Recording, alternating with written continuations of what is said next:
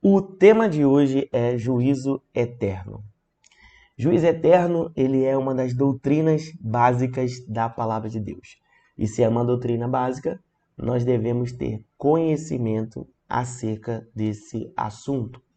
Juízo eterno vai falar sobre o que vai acontecer com cada grupo de pessoas, ou o que acontece com a gente, o que acontecerá naquilo que nós conhecemos como juízo diante de Deus. Então, nós vamos estudar e eu gostaria que você já estivesse aí com a sua Bíblia aberta, porque Bíblia aberta é um crente, com a Bíblia aberta, lendo a Bíblia, é um crente fortalecido. Sua Bíblia não pode estar fechada, sua Bíblia tem que estar aberta. Bíblia aberta, lágrimas nos olhos. Hebreus capítulo 9, no verso 27. Se você puder abrir Hebreus capítulo 9, no versículo 27.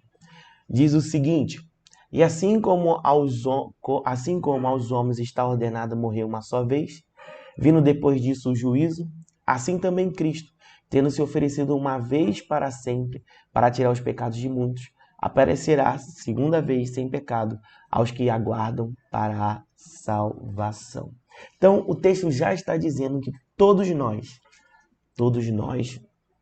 um dia iremos morrer, né? E a morte será apenas uma única vez. E logo depois disso acontecerá o juízo. Então, quando nós morremos, na sequência, teremos o nosso juízo e de acordo com cada grupo e cada ordem. Vocês viram no episódio anterior que na ressurreição dos mortos, essa ressurreição ela vai acontecer em uma ordem. E aí, para você lembrar, é só você voltar ao vídeo anterior. E para cada grupo, né, que for para cada grupo de cada ressurreição, ressuscitar e acontecer o juízo. Jesus, ele é a primícia, né, daqueles que ressuscitam, né? E não é essa ressurreição como a ressurreição de Lázaro, né? Eu expliquei isso no vídeo anterior, mas é ressuscitar para uma vida eterna. Se Jesus ele foi o primeiro a ressuscitar, logo ele foi o primeiro a receber juízo. Nós vamos ler um texto aqui, ó. João, abre aí sua Bíblia, João, no capítulo 12, no verso 27. Diz o seguinte, João, no capítulo 12, no verso 27. Olha o que diz. Agora está angustiada a minha alma. O que direi eu? Pai, salva-me desta hora? Mas precisamente com esse propósito eu vim para esta hora. Pai, glorifica o teu nome. Então veio uma voz do céu e disse, eu já o glorifiquei e ainda o glorificarei. E a multidão, pois, que ali estava tendo ouvido, dizia ter ouvido um trovão. Outros diziam, foi um anjo que lhe falou. Então Jesus lhe explicou, não foi por mim que veio esta voz, e sim por vossa causa. Chegou o momento de ser julgado este mundo, e agora o seu príncipe será expulso. E eu, quando for levantado da terra, atrairei todos a mim mesmo. Isto dizia, significando de que gênero de morte estava para morrer. Então, Jesus aqui está anunciando que virá um juízo sobre a terra. Porém, esse juízo sobre a terra cairá sobre ele. Porque Jesus está anunciando ali que ele vai morrer uma morte de cruz. E essa morte de cruz que Jesus irá morrer não vai ser por conta dos pecados de Jesus, até porque Jesus não tinha pecado sobre ele. Então ele já está anunciando que a morte que ele vai morrer será no nosso lugar. Deus vai lançar sobre Jesus Cristo o juízo contra o pecado.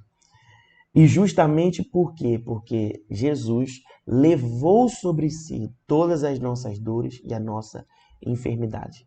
O que nós vemos na cruz do Calvário, o que está acontecendo com Jesus, é justamente o juízo contra o pecado de toda a humanidade. Não só o pecado passado até Jesus, mas também todos os pecados para frente. Nós estamos vendo Jesus recebendo sobre si, né, a recompensa da que era nossa, da nossa vida, dos nossos pecados. Vamos ler mais um texto? Isaías 53. Isaías 53, no verso 3. A gente vai ler até o 12, que diz o seguinte: Era desprezado e o mais rejeitado entre os homens, homens de dores, que sabe o que é padecer. E como um de quem os homens escondem o rosto, era desprezado e dele não fizemos caso. Certamente tomou sobre si todas as nossas enfermidades e as nossas dores, levou sobre si. E nós o reputávamos por aflito, ferido de Deus e oprimido, mas ele foi transpassado pelas nossas transgressões e moído pelas nossas iniquidades. O castigo que nos traz a paz estava sobre ele, e pelas suas pisaduras nós fomos sarados. Todos nós andávamos desgarrados como ovelha, e cada um se desviava pelo seu caminho.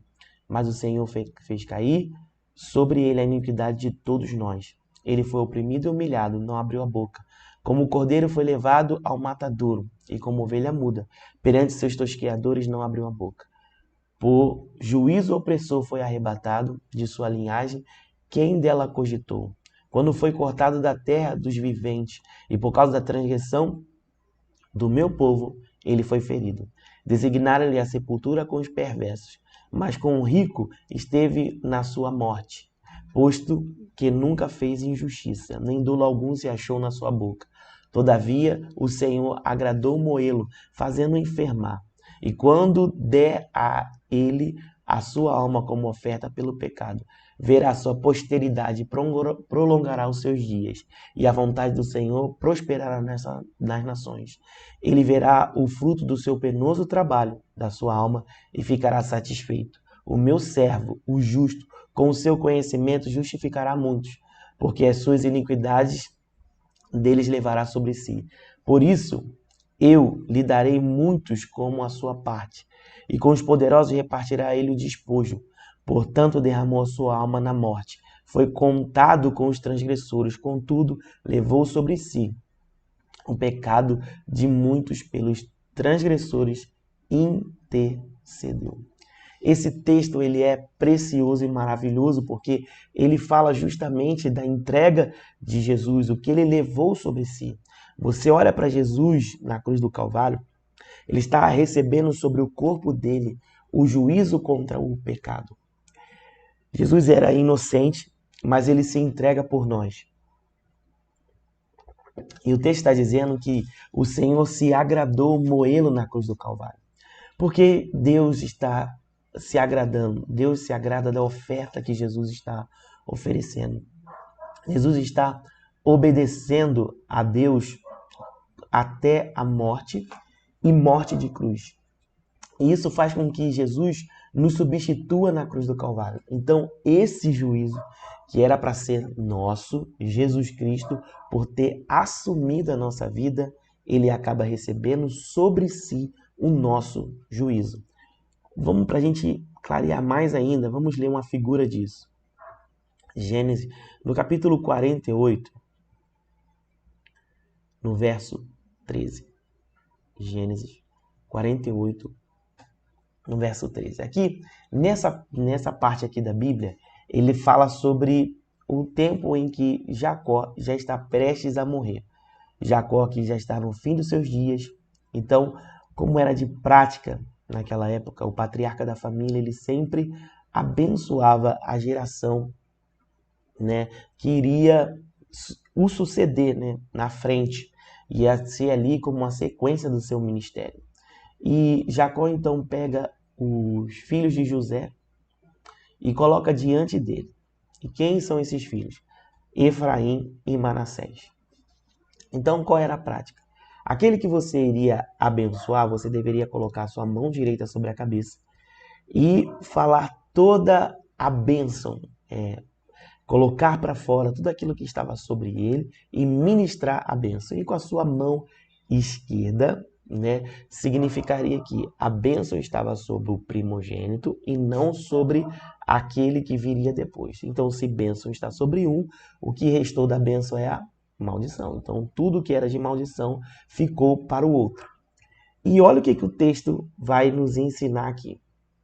Depois, tomou José a ambos, a Efraim a sua mão direita e a esquerda de Israel, e a Manassés na sua esquerda e a direita de Israel, e fê-lo chegar até ele. Então, Manassés, ele é o primogênito de José, e Efraim, ele é o filho mais novo. Então, o que José faz? O pai dele já não está enxergando muito bem, né? Já está no fim dos seus dias. Então, ele bota Manassés à sua esquerda, né? Mas à direita, na frente da mão direita de Jacó, e com Efraim, brota à sua direita, à esquerda de Jacó. E olha o que vai acontecer.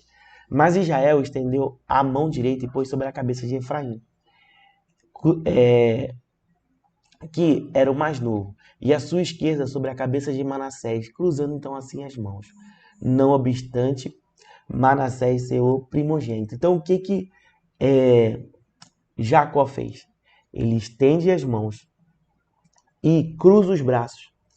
A mão esquerda, que era para estar sobre a cabeça do mais novo, ele coloca sobre a cabeça do mais velho. E a mão direita, que era para estar sobre a cabeça do primogênito, ele coloca sobre o filho mais novo. Então ele cruza os braços. E olha o que acontece.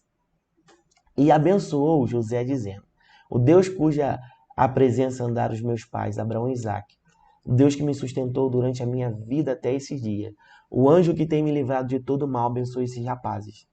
Seja nele chamado o meu nome e o nome dos meus pais, Abraão e Isaque. Cresça em multidão no meio da terra. Vendo José que seu pai pusera a mão direita sobre a cabeça de Efraim, isso foi-lhe desagradável. E aí, olha o que José vai fazer. Tomou a mão do seu pai para mudar da cabeça de Efraim para a cabeça de Manassés. E disse-lhe José a seu pai: não é assim, meu pai, pois o primogênito é este. Põe a mão direita sobre a cabeça dele. Mas o pai se recusou e disse: eu sei, meu filho, eu sei. Ele também será um povo, também será grande. Contudo, seu irmão menor será maior do que ele, e a sua descendência será uma multidão de nações.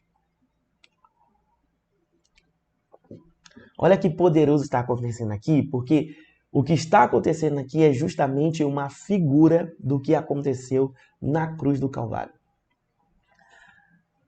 Israel está diante dele, Manassés, o mais velho, e Efraim, que é o mais novo. Manassés, sendo o primogênito, ele é merecedor de toda a bênção. Efraim, por ser o mais novo, ele não é merecedor da bênção da primogenitura, mas ele é merecedor de tudo aquilo que sobrou. Então, bênção e maldição. Porém, José, ele cruza os braços e coloca a bênção que pertencia ao primogênito sobre a cabeça de Efraim. E aquilo que pertencia a Efraim, ele coloca sobre a cabeça do mais velho. Então, na cruz do Calvário, Deus tem Jesus, o primogênito, e tem toda a humanidade.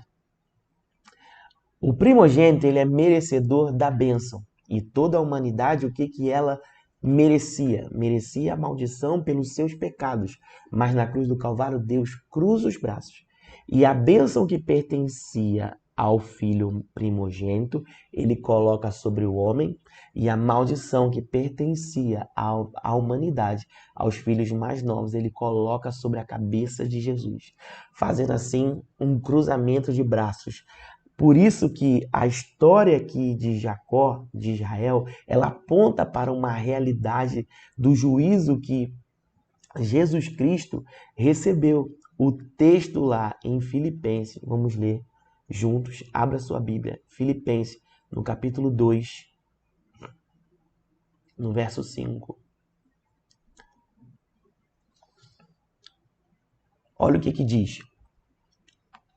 Tende em vós o mesmo sentimento que também houve em Cristo Jesus. Pois ele, se subsistindo em forma de Deus, não julgou como usurpação ser igual a Deus. Antes, a si mesmo se esvaziou, assumindo a forma de servo, tornando-se em semelhança de homens e reconhecido em figura humana, a si mesmo se humilhou, tornando-se obediente até a morte e morte de cruz. Pelo que Deus também o exaltou de sobremaneira, e lhe deu o nome que está acima de todo nome, para que ao nome de Jesus se dobre todos os joelhos, nos céus, na terra e debaixo da terra, e toda a língua confesse que Jesus Cristo é Senhor, para a glória de Deus Pai. Aleluia! Jesus Cristo, ele foi obediente, e foi a sua obediência que lhe deu o nome que está acima de todo nome. Jesus Cristo assumiu o nosso lugar. E por ter assumido o nosso lugar, ele recebe sobre ele o juízo que era pertencente a nós. Ele recebeu o nosso juízo. Ele recebeu a nossa recompensa. Mas por ele ter sido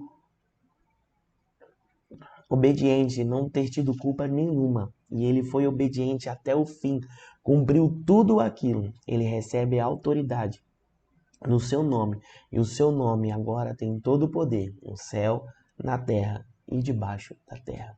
Esse é o juízo de Cristo Jesus. Nós vamos ver agora o juízo da igreja. E é exatamente sobre esse juízo que fala muito sobre nós, a igreja do Senhor. Então, preste atenção.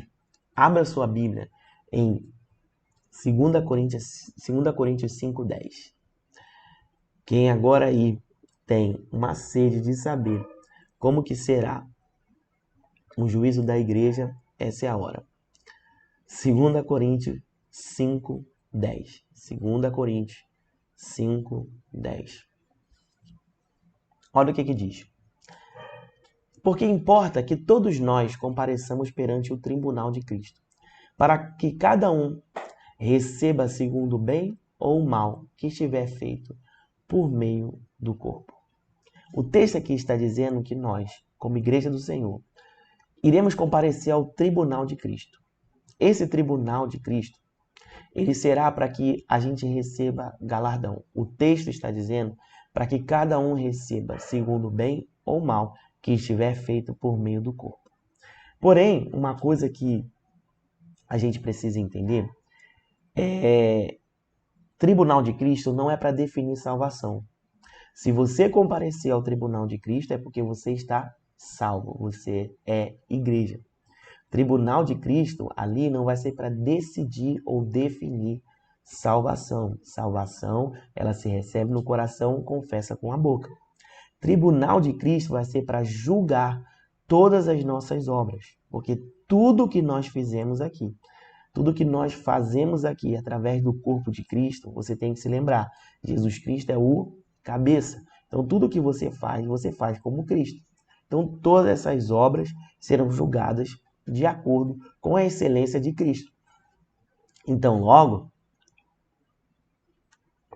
agora o papo ficou sério, né? Então logo, tudo que nós fazemos deve apontar para Jesus. Então não é fazer uma coisa boa, né? Simplesmente não é por boas obras. Nós vamos ver aqui que é fazer aquilo que você foi chamado para poder fazer. Qual a intenção que você fez, qual a qualidade que você fez, porque no reino de Deus não é quantidade do que você faz, mas é qual a qualidade que você faz, porque você precisa entender para quem você está fazendo. Então, para quem você está fazendo diz muito a respeito de como anda o seu coração, se você faz para Deus ou se você faz para homens. Então, o Senhor que sonda e conhece o nosso coração, ele sabe julgar a forma e definir como nós estamos fazendo o que estamos fazendo. Então, essa palavra tribunal, ela vem do grego chamado bema, que é uma plataforma elevada. Naquele tempo lá, na época romana, já havia competições, né? Competições de esporte já. Então, todos os vencedores, eles compareciam diante do bema. Não tem um pódio de uma corrida, né? Sempre o final das competições sempre tem pódio. Então o pódio ali só sobe, né, quem vai ser premiado. Então, aqueles que iam até o bema, eles iam ali para serem premiados, né, diante do bema. Assim é o tribunal de Cristo. Nós vamos comparecer diante desse tribunal para recebermos a recompensa de acordo com as nossas obras. Se a obra foi para o bem, foi de acordo, né, com o propósito e com o chamado que Deus tinha, nós vamos receber galardão por isso. Agora, se o que você fez, aquilo que você fez, a forma que você se moveu aqui na Terra, você está salvo, mas o que você fez não foi de acordo com o seu propósito, a palavra do Senhor vai dizer que você não vai receber galardão, mas há algo que as pessoas vão receber, né? A Bíblia fala que sofrerão dano. Que dano é esse? A gente não sabe que dano é esse, a gente vai ler o texto. Mas galardão vai receber todo aquele que prestar serviço com honra ao Senhor. Então, meu irmão, no nome de Jesus, tudo aquilo que você faz em Deus, você deve fazer em honra a Deus. Honrar ao Senhor com tudo aquilo que você faz, com tudo aquilo que você se move. Amém? Isso é agradável a Deus. Vamos ler mais um texto, 1 Coríntios, capítulo 15.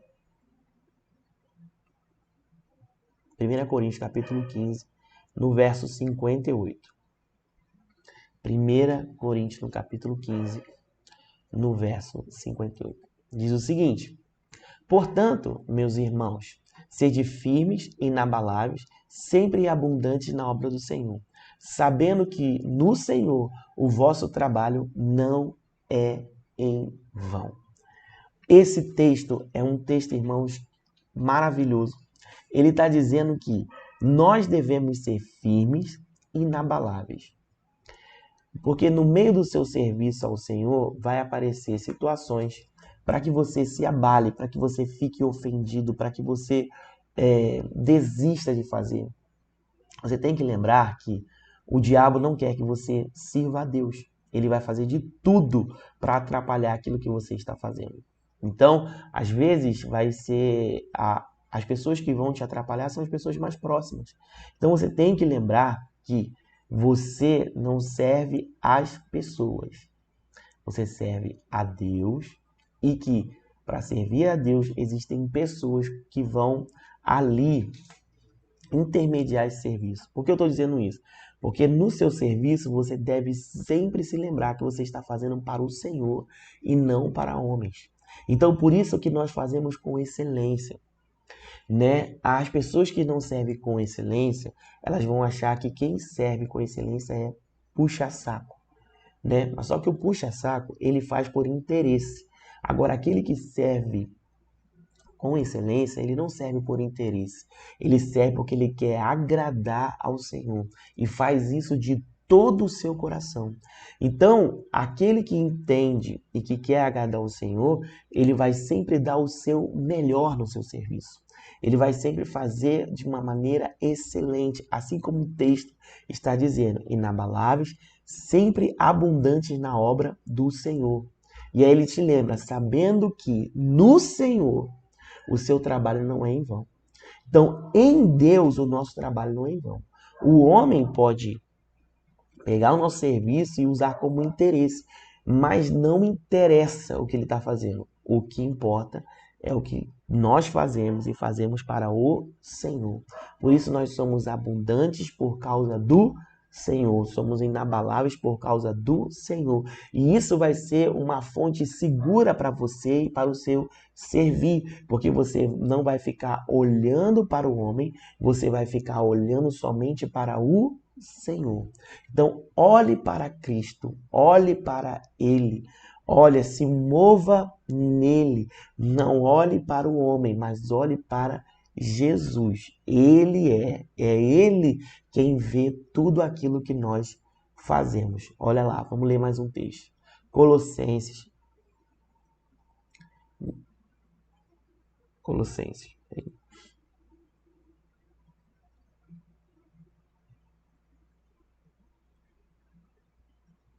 Colossenses no capítulo 3, no verso 23. Diz o seguinte: tudo quanto fizerdes, fazei de todo o coração, como para o Senhor e não para homens, ciente que receberei do Senhor a recompensa da herança. A Cristo o Senhor é que estás servindo.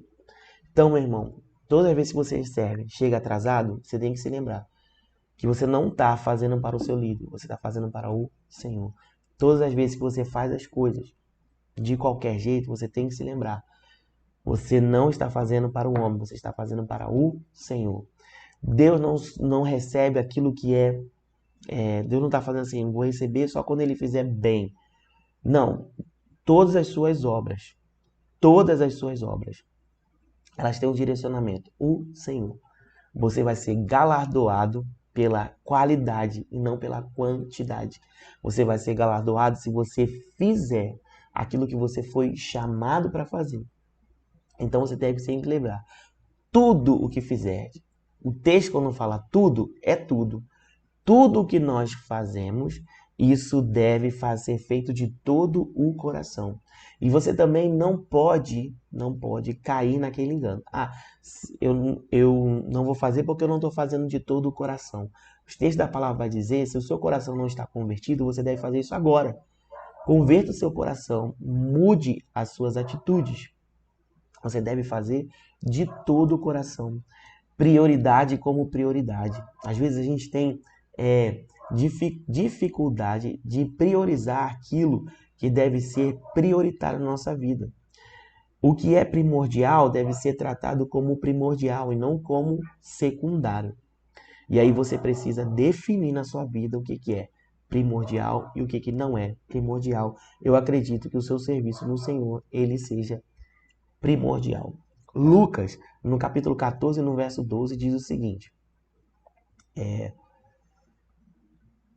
Disse também, aqui é uma parábola, né? E preste atenção nessa parte. Lucas capítulo 14, verso 12. Disse também ao que havia convidado: quando deres um jantar, uma ceia, não convides teus amigos, nem teus irmãos, nem teu parente, nem teus vizinhos ricos, para não suceder que eles, por sua vez, te convidem e seja recompensado. Antes, ao dares um banquete, convida os pobres, aleijados, os coxos e os cegos, e serás bem-aventurado pelo fato de não terem eles com o que te recompensar. Tua recompensa, porém, tu receberás na ressurreição dos justos.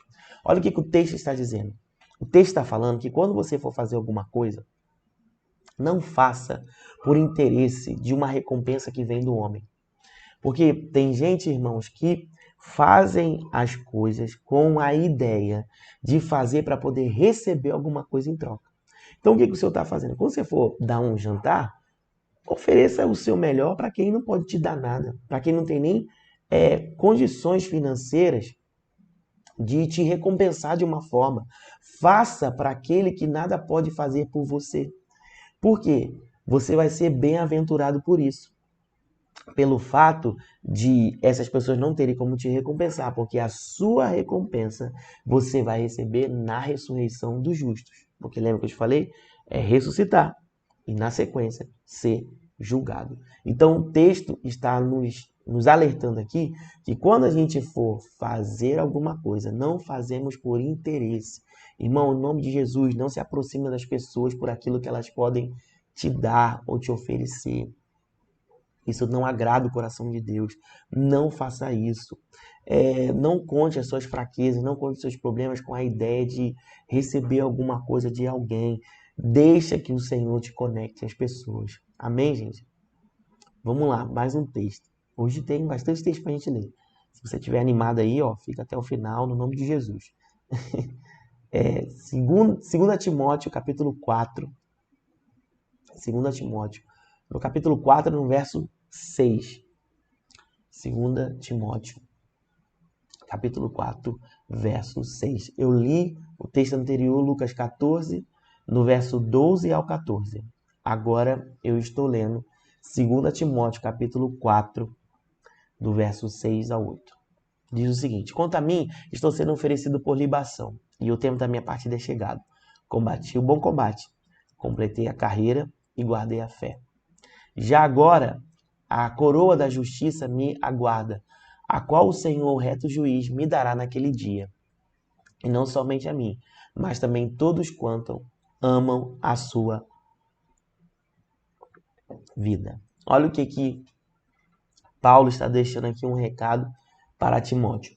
Combati o bom combate. Ele está dizendo, eu combati o bom combate e não o mau combate. Completei a minha carreira, fiz tudo o que eu tinha que fazer. Eu fiz tudo aquilo que foi designado para eu fazer. Eu guardei a minha fé. Agora a coroa da justiça está me aguardando. O que Paulo está dizendo? Tudo o que eu fiz. Agora eu aguardo a recompensa, o galardão que está agora e será entregue pelo Senhor, que é um justo juiz. Então, Paulo fala da importância aqui de nós cumprirmos o nosso chamado.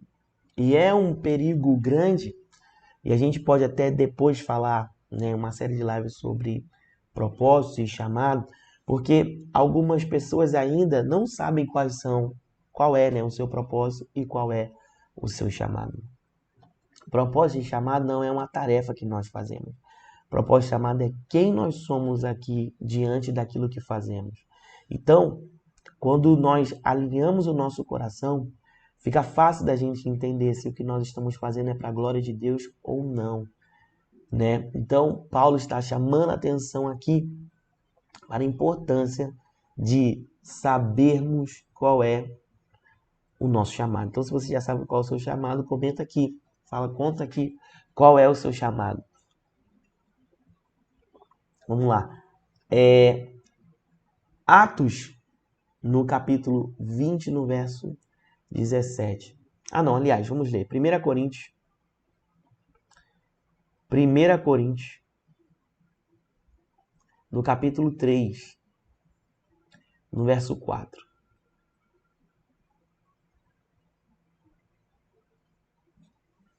Primeira Coríntios, capítulo 3, no verso 4. Quando, pois, alguém diz, eu sou de Paulo, e o outro, eu de Apolo, não é evidente que andais segundo os homens? Quem é Paulo e quem é Apolo? Servos por meio de quem cresce. Isto é conforme o Senhor concedeu a cada um. Eu plantei, Apolo regou, mas o crescimento veio do Senhor. De modo que nem o que planta é alguma coisa, nem o que rega, mas Deus que dá o crescimento. Ora, o que planta e o que rega são um. E cada um receberá o seu galardão, segundo o próprio trabalho. Porque de Deus somos cooperadores, lavoura de Deus e edifício de Deus sois vós. Esse texto, ele é poderoso demais. Porque esse texto, ele fala exatamente dessa preocupação que nós temos com as partes de cada coisa que é feita. Paulo está dizendo aqui o seguinte, um planta e o outro rega. Mas quem dá o crescimento é o Senhor. Paulo está dizendo que dentro de um processo, por exemplo, de uma salvação de alguém, não tem só um único responsável, alguém que foi responsável por aquela salvação. Tem um que ora, tem um que intercede, tem um que lança sementes, tem um que vai regar, o que vai cuidar. Mas quem vai dar o crescimento é o Senhor. Então, como que Deus vai avaliar isso? A todos que fizeram parte. Então, às vezes você faz parte de um processo que talvez na sua visão é pequeno, mas para Deus é de extrema importância. Porque, irmão, qual a alegria maior que se tem, às vezes, as pessoas? O que planta ou o que colhe? A gente talvez vê uma alegria maior no sorriso daquele que está colhendo. Mas se não fosse o que planta, como se colheria? Então, cada um tem a sua participação dentro do processo. Então, você não deve ficar entristecido se aquilo que você faz no Senhor talvez não te dá muito destaque. Mas não é o tamanho do destaque que fala do tamanho da oferta que está sendo feita. O tamanho da oferta é designada conforme a obediência. Se o Senhor te chamou para poder fazer o que você está fazendo, faça de todo o seu coração. Porque Deus não está se impressionando como o homem se impressiona. O homem se impressiona com destaque, com vozes, com luzes, com talentos, mas Deus se move pelo coração de cada um. Amém, gente? Glória a Deus. Deus é bom. Vamos lá. 1 Coríntios, no capítulo 3 mesmo. Nós vamos agora ler a partir do verso 10. Nós vamos ler do 10 até o 15. Do mesmo aí capítulo que nós estamos lendo, mas vamos continuar a leitura. Segundo a graça de Deus que me foi dada, lancei o fundamento como prudente construtor, e o outro edifica sobre ele. Porém, cada um veja como edifica. Porque ninguém pode lançar um outro fundamento além do que foi posto, no qual é Cristo. Contudo, se alguém edifica sobre o fundamento é ouro, prata, pedras preciosas, madeira, feno e palha.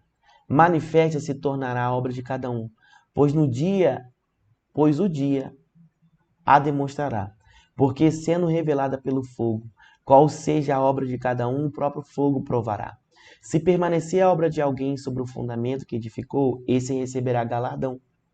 E se a obra de alguém queimar, sofrerá dano, mas esse mesmo será salvo, todavia, como através do fogo.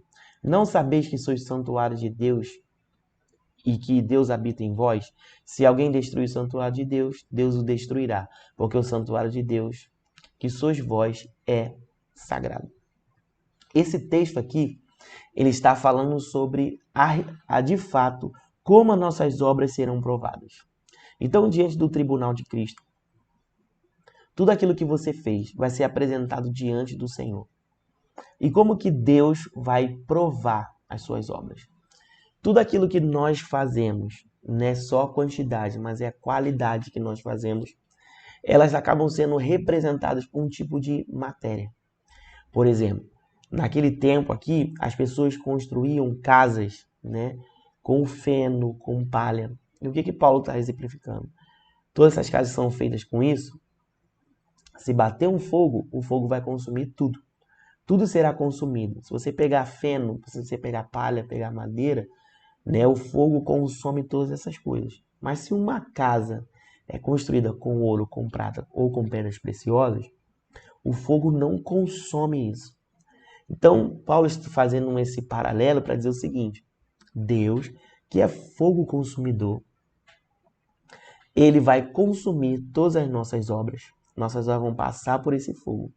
Aquilo que passar pelo fogo e que o fogo não consumir, então são obras de ouro, prata ou pedras preciosas. Que obras são essas? São todas as obras que nós fizemos de acordo com o nosso chamado e de acordo com a qualidade que Deus tem a honra de receber. Agora, tudo aquilo que nós fizemos que não estava dentro do nosso chamado, que não estava dentro do nosso propósito, que a gente não foi chamado para poder fazer, que a gente fez de qualquer jeito, que a gente não fez com a qualidade que o Senhor merecia, que nós não fizemos com a honra que Deus merecia. Todas essas obras elas vão ser como feno, palha, pedras preciosas e não vai sobrar nada. Então, tudo que nós fazemos diante de Deus vai ser tudo provado pelo fogo. Então, o texto está dizendo aqui, ó, se permanecer a obra de alguém que sobre o fundamento edificou, esse receberá galardão. A palavra do Senhor vai dizer que nós estamos sendo edificados, nós estamos edificando, fazendo uma obra. Todas essas paredes que nós estamos levantando, que é aquilo que nós fazemos, se for ouro, o fogo não vai consumir. E aí nós receberemos galardão. Agora, se a obra de alguém queimar, sofrerá dano. A palavra do Senhor não diz que dano é esse, mas você vai concordar comigo que dano é dano. Que dano não é uma coisa agradável. Mas não se receberá galardão por tudo aquilo que você faz. Você vai receber galardão se o que você faz está dentro do plano, propósito de Deus. E qual a qualidade que você apresenta nisso. E aí, lembrando para você, Tribunal de Cristo não é para avaliação, para se você vai ser salvo ou não. Mas Tribunal de Cristo é um tribunal de recompensa. de recompensas ou não. Vai depender de como foi a obra. Não é para definir se nós somos filhos. Porque se você é filho de Deus, você só pode estar diante do tribunal de Cristo se você é filho de Deus. Então, madeira, feno e palha são obras que não são dignas de serem recompensadas. E ouro, prata, pedras preciosas são obras que são dignas de ser recompensadas. Por isso que Deus irá recompensar cada uma delas. Amém, gente? Glória a Deus. Vamos ler mais um texto. 1 Coríntios, no capítulo 12. 1 Coríntios, capítulo 12, verso 17. Vamos ler de novo aqui o verso 17. Se alguém destruir o santuário de Deus, Deus o destruirá. Porque o santuário de Deus que vós sois é sagrado. A palavra do Senhor vai dizer que nós devemos temer. Não temer aquele que pode destruir o corpo, mas temer aquele que pode consumir tudo, que é o próprio Deus. Então, às vezes a gente vai estar em situações que a gente vai ser perseguido, atrapalhado, pessoas que tentam nos destruir, pessoas que tentam nos paralisar. Então, aqui é uma lembrança. Se lembrem, vocês são o meu edifício e eu tomo conta deles. Então Deus está falando o seguinte: tudo que você é a minha responsabilidade. Você é o santuário. Se alguém tentar destruir o santuário, Deus vai destruir. Então, aqueles que intentam contra nós, devemos lembrar que o Senhor é aquele que nos protege. E o que nós somos por dentro é santuário, é sagrado. Nós somos santuário de Deus, é sagrado. Então essa consciência tem que estar primeiro em nós. Nós devemos ter a consciência que o Espírito Santo de Deus mora em nós e isso nos tornou santuário e morada do Senhor. Algumas pessoas estão aqui pedindo, dá um exemplo. Perseguição, afronta,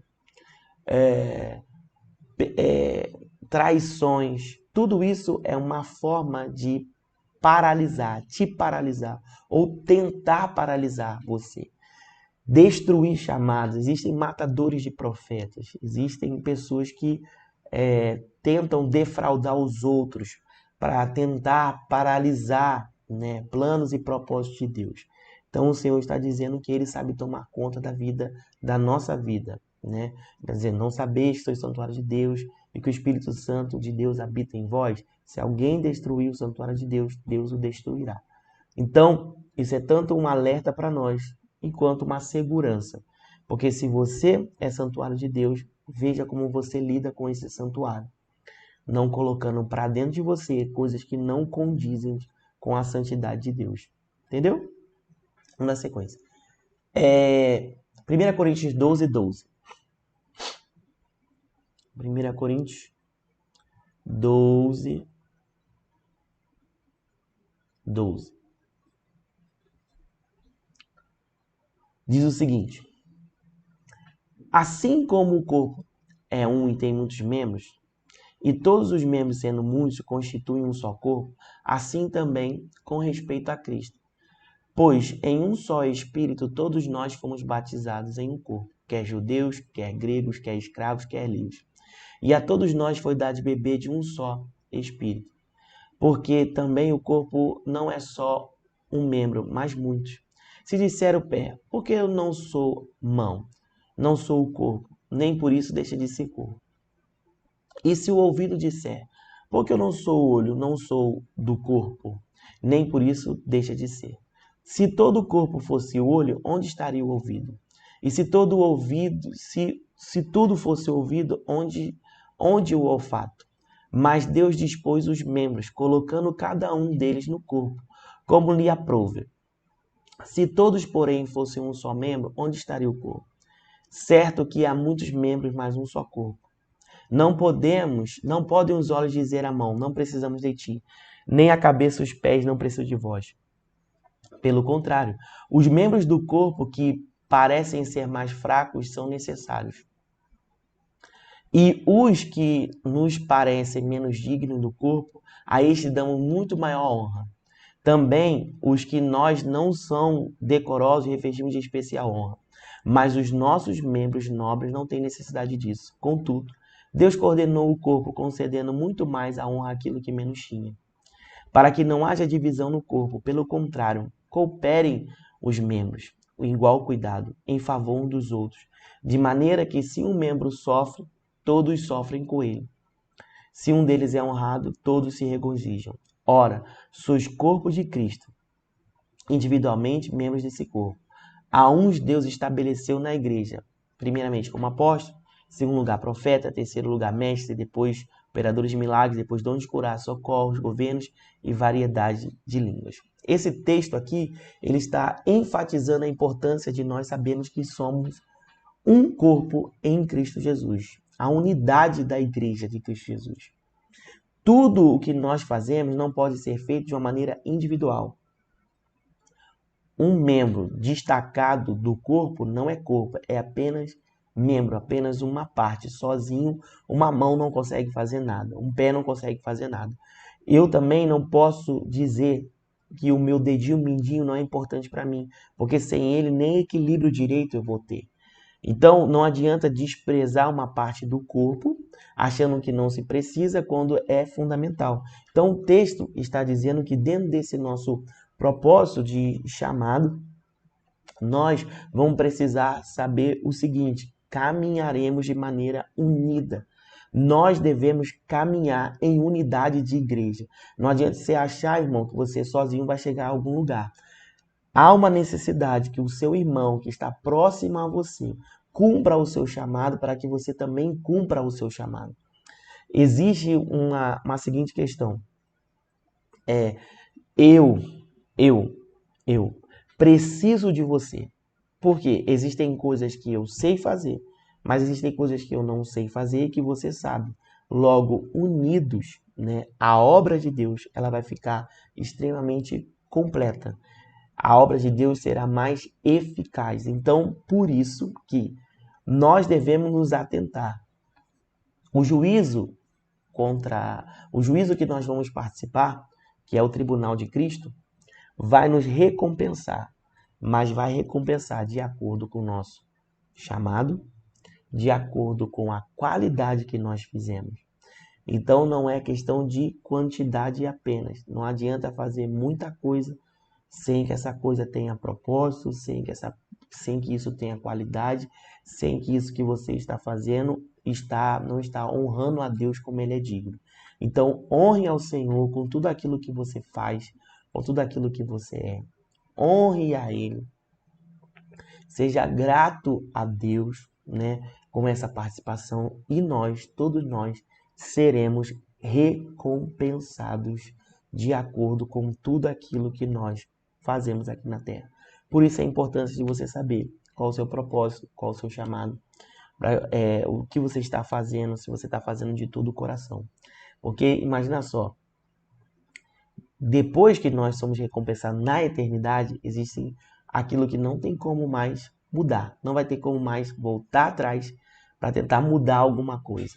Então, o seu galardão, você vai ficar com ele para sempre. E o dano por não ter cumprido seu chamado, por não ter feito aquilo que o Senhor agradava a Deus, também você vai ter que ficar para a eternidade. Então, é importante que hoje, irmão, você, se não está ainda nas práticas, volte às verdadeiras práticas, volte a cumprir o seu chamado. Faça aquilo que o Senhor te designou a você fazer no nome de Jesus.